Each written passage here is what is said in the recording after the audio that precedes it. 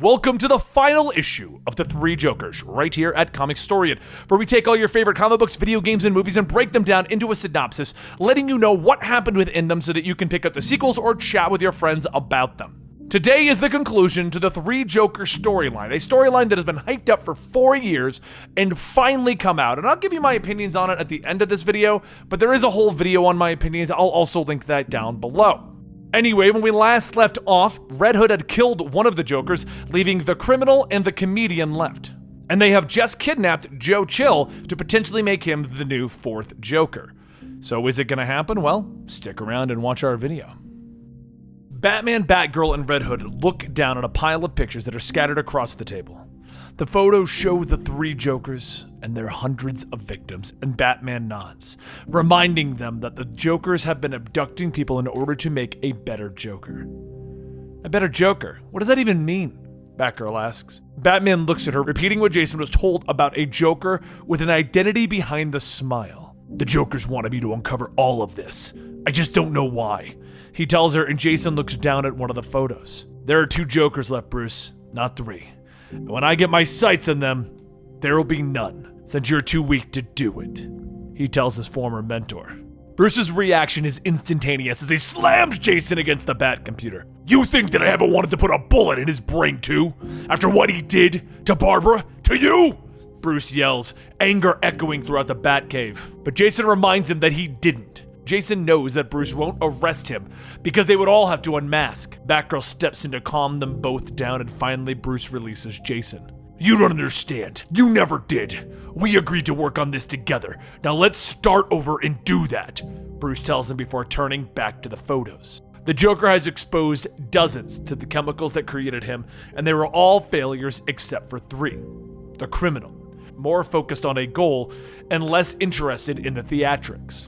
He reminds me of our earliest confrontations. The clown. He embraced lethal campiness like a children's show host. And the comedian. A sadistic streak stronger than the others. Bruce tells them that he believes that one of these 3 is the original and made the other 2. Maybe he made the others to hide his true identity. Maybe they can find out who the Joker really is, Batgirl tells him. Probably some nobody, Jason whispers, and finally Bruce turns back to Jason, apologizing for failing him. He offers to help him find a new identity, to leave the Red Hood persona behind. No, let's focus on finding the 3 Jokers. I don't need help, Jason tells them, the images of a crowbar cracking into his head filling his mind. That's when they're interrupted as the Bat computer begins to beep a warning. And a short time later, Batman stands in Joe Chill's former hospital room with Commissioner Gordon. I want to see his cell, Batman hisses. He searches the small room quickly, finding a stack of letters hidden amongst the books on the shelf. Each one addressed to Bruce Wayne. Batman doesn't understand why the man wouldn't have just mailed them. Outside Blackgate, Batgirl and Red Hood watch from a hill nearby. The silence is broken as Jason tries to apologize to Barbara, but she cuts him off. You do understand the position you put me and Bruce in by killing the Joker. We're trapped. We have no choice but to let you walk away, she tells him. Nodding, he tells her that he won't be doing anything like that again. She stares at him for a moment, but then she turns away. I hope not, because next time I'll unmask if I have to. Batman stands before the prison reverend as the man explains that Chill was full of regret for what he had done. So he gets sick and he wants to repent, Batman states simply, but the reverend shakes his head, explaining that Joe Chill had begun to write his letters long ago, that he never denied what he had done and tried to explain it in those letters. Why would anyone want to take him? What do they want with him? The Reverend asks, and Batman begins to flip through the letters, finding one addressed to Batman at the bottom. I'm about to find out, Batman whispers. Rain plummets from the sky as the Batmobile and Batgirl cycle race through the city streets. They pull up outside of the Monarch Cinema, Batman getting out, looking up at the sign that reads, "One night only, the new Joker." He wordlessly motions for Batgirl to take the roof and Red Hood to take the side alley before walking through the broken front door. Batman makes his way into the theater and a projector suddenly comes to life. Batman looks up at the screen watching as they film Joe Chill, asking him why he killed Thomas and Martha Wayne. Upstairs, Batgirl passes a door, with laughter echoing on the other side, and the door shatters as a wave of laughing Jokers attack her. "They're upstairs!" she shouts into her radio. "And downstairs!" Red Hood repeats as he fires his pistols into the wave of Jokers that are attacking him, trying his best to wound. In the theater, Batman looks up, seeing one of the Jokers on the catwalks above him. "It has come down to this, Batman. You, me, and him at the scene of the crime." Joe Chill is tied to a chair, dangling by a rope next to him, and the film continues to play as Batman launches himself up into the rafters, glaring at the Joker across the way. But the criminal cautions him, opening up his trench coat to reveal the dynamite strapped to his chest. "Keep your distance until I say so," he tells the Dark Knight. "You want to make a new Joker, and you think that that's Joe Chill," Batman says. "How can it not be?" Joker asks, and in the building, Batgirl continues to fight, but as she's about to be overwhelmed, a shot echoes out, dropping the Jokers near her. "Red Hood?" "Klaus!" The comedian giggles from the door, a pistol smoking in his hand as he holds up the camera. "Smile!" He grins. Up in the rafters, the criminal explains, "We are making a new Joker so that we can mean something to Batman. Right now, I am nothing more than undefined chaos. I need to be more. I need to be everything to you. And he can be that. The Joker who matters." The old criminal says, pulling out a rope and dangling Chill over the theater. "He's a sick old man, and that's all," Batman tells him. But the criminal motions to the vat of chemicals below, believing that the bath will put Joe into remission. "A simple trade of physical health for mental health." Red Hood drops his last Joker, rushing up the stairs to find Batgirl, and as he rounds the corner, he sees her fighting a group of Jokers as she tries to warn him, but a shot comes out from behind, piercing his shoulder. The comedian stands over him, aiming the pistol, but Batgirl is there, smashing the camera into his face, and up in the rafters, the criminal pulls free a Tommy gun. "As soon as Joe Chill is reborn, I can rest." Batman moves fast, avoiding the rounds as the machine gun begins to bark, the bullets cutting through the wire that holds the rafters up, making the floor tilt.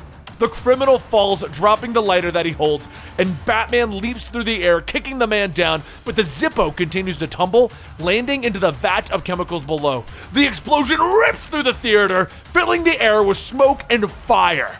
And the criminal stands, coming at Batman with a knife. Meanwhile, Batgirl and Red Hood are dodging the explosions, only to look up and find the comedian is gone. "Where did he go?" Red Hood snaps, and as the building burns around them, the criminal continues to swing his knife, forcing Batman back.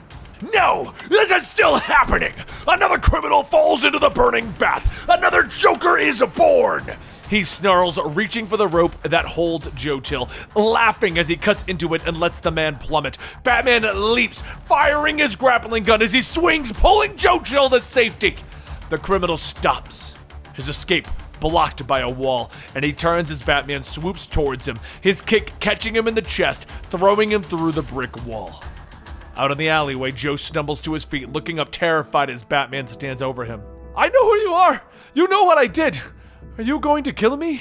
Joe asks, backing up. Batman glares at him, memories of the night that his parents were taken from him, passing through his mind. "No," Batman whispers. "I truly deserve it. I'm sorry. I'm so sorry," Joe whispers. The wall beginning to tumble, and Batman pulls Joe Chill to safety once again, with the old man thanking him. "You're welcome." Batman nods, but laughter echoes behind them as they turn to see the criminal with a switch on his dynamite sticks. "I had hoped to extend this game a little longer, but now we all go together." God, it hurts to laugh! He laughs at them, craziness in his eyes, when suddenly a gunshot echoes through the hallway, and the criminal falls. Batman stares in shock as the comedian stands nearby. "And then there was one, Batman." He throws the gun away, putting his hands up as he walks to him. "Take me in, Batsy! I want to get off this crazy ride!" Batman steps forward as the laughter echoes through the darkness and the rain. Afterwards, Jason stands with Barbara as the emergency workers try to put out the theater fire. Jason is fuming, angry that Batman ordered him back to the cave while he took the Joker back to Arkham. "And what about a chance with us?" he finally asks Barbara, thinking back to their kiss, but Barbara tells him that they reacted to what happened differently. She apologizes, Jason nods, finally getting into the Batmobile and driving home. "Batgirl," Gordon calls out as he walks out in the rain. He looks at the young woman, reminding her that she has his support as well as Batman's. "But Red Hood, he's someone that you shouldn't be involved with," he tells her. Batgirl turns away, straddling her motorcycle. "And what I do with him isn't any of your business, Dad," she says, riding off into the night. In the police van, Batman sits across from the Joker, the Psycho smiling, leaning forward. "See, after all that trauma, don't you feel better, Brucey?" he asks, and Batman glares. "Bruce Wayne, Barbara Gordon, Jason Todd, you know I know!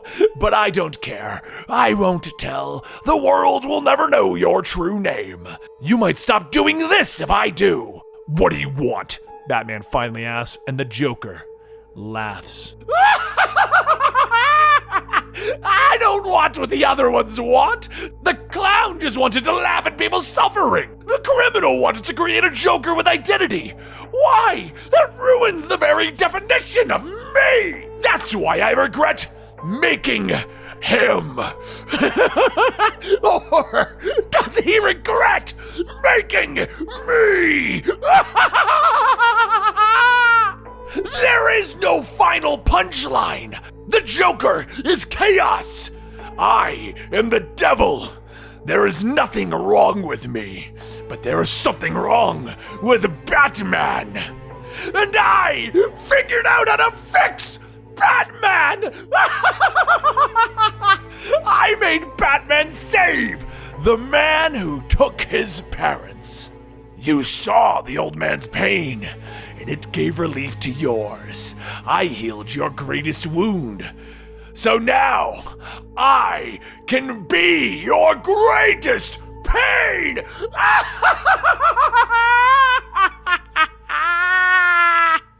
Later, Bruce Wayne stands at the bedside of Joe Chill. He reads the letters of apology that the old man wrote, and he takes his hand as his heart beats its last.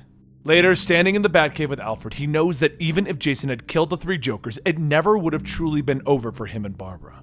And with Jason, he stands outside of Barbara's apartment, a note in his hand that explains how he feels. He tells her that he wants to be with her, but if she doesn't, he understands. They'll never have to mention it, and he'll understand. But he will always love her. As he pins it up to the door and walks away, he used the world's worst tape because that note falls to the ground, and it's swept up by the janitor, never to be read. Inside of the Batcave, Alfred and Bruce look over the photos of the Joker. "I wonder if we'll ever truly know who he is," Alfred questions, but a look of determination comes to Batman's eyes. "Not to sound like people think I do, Alfred, but I'm Batman. I knew the Joker's name 1 week after we met." Images of a young woman dealing with an angry husband fill his mind. Of a woman going to the police, trying to escape her life. Of an apparent fire. Of the woman being presumed dead, but secretly she's being taken away to safety. And the mother and son of the Joker, who are now happy living in Alaska. No one can ever know his name, Alfred, because if the world knows his name, his family will never be left alone. The press will find them, the Joker will find them. So yes, I know his name, but the Joker's name isn't what's important. It never has been.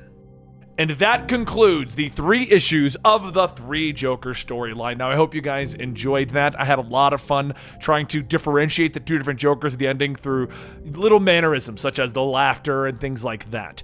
If you watched my video, I'm not a fan of this being a Joker story. I think it's a really terrible Joker story, but I think it's an incredible Batman and Red Hood storyline. I think Jeff Johns had a Batman Red Hood storyline he wanted to tell, but he was stuck doing this 3 Jokers thing, so he kind of worked it all into one big story. I don't think it's a bad story in any way, shape, or form. Just not what I was expecting it to be. But what do you think in the comments down below? Let me know. I know some of you were going to state that we didn't read every word from the letter or anything like that, or we didn't go verbatim into another explanation, but I think you got the gist of the storyline here, which is the purpose of these videos. If you really want to know the nitty-gritty of every little beat that happened to the story, you really just need to go pick it up yourself. But either way, thank you so much for your support. Don't forget to hit that like and subscribe button as we continue to bring you Batman stories on a weekly basis, practically. And you can also find us over on Patreon at patreon.com/Comicstorian. Thank you guys so much for your support, and I will see you next time right here at Comicstorian.